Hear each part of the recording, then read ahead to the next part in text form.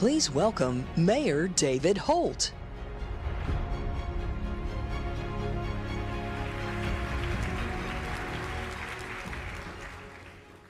Good morning. Oklahoma City is a city of 700,000 people. We are 52% white, 48% non-white.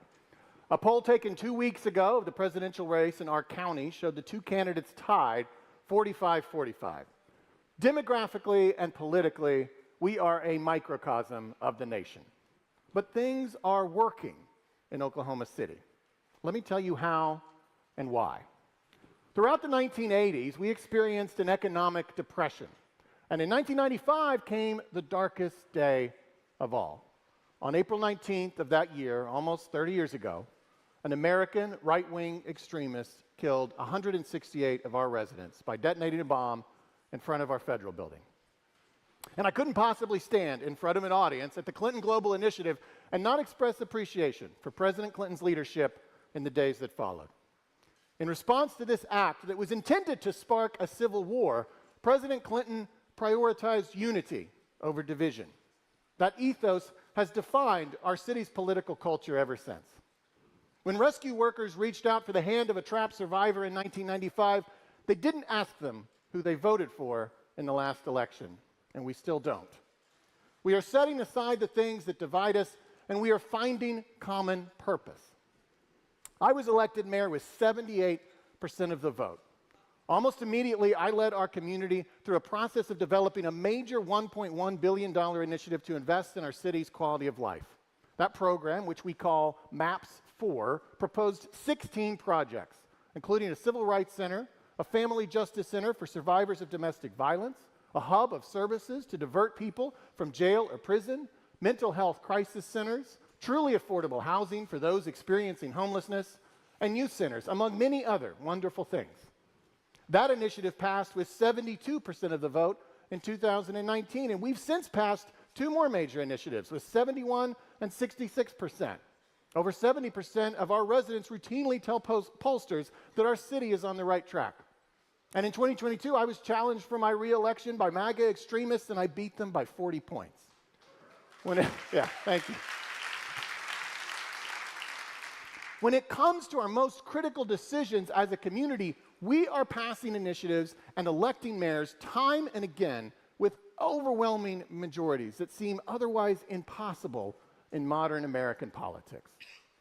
Oklahoma City is evidence that there are a pluralistic 70% of Americans in the middle, normal Republicans, Democrats, and independents, who are pragmatic and just want to work together to get things done. I am a registered Republican, but that common ground I share with the 70% of people in the middle is fertile with opportunity.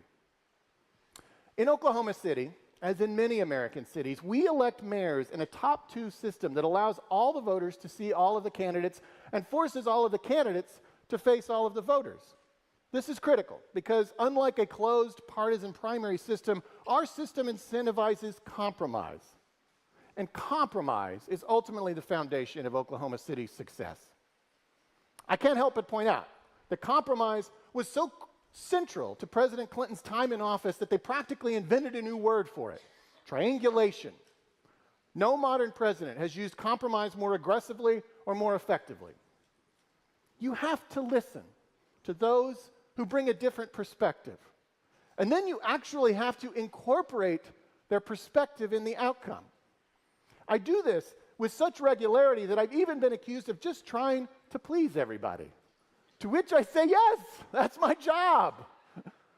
Look, as long as you get what you want out of an outcome, it's okay to let the other person win too. You don't even have to be convinced of their argument. You just have to recognize their moral right to be a part of the solution.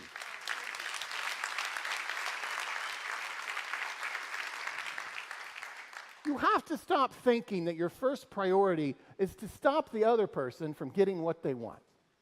In an ideal outcome, almost everyone wins. And all we do is win in Oklahoma City. In the 3 decades since the bombing, Oklahoma City has experienced a renaissance. The foundation for that success is our commitment to the basic American principle of compromise that has been lost in modern American politics. Through an electoral system that establishes the middle of the spectrum where it truly exists, we elect leaders who represent the 70% of our residents who are eager to set aside the things that divide us to find common purpose. As a result, Oklahoma City is working. I believe that given the right system, approach, and leadership, the rest of America can do the same. Thank you.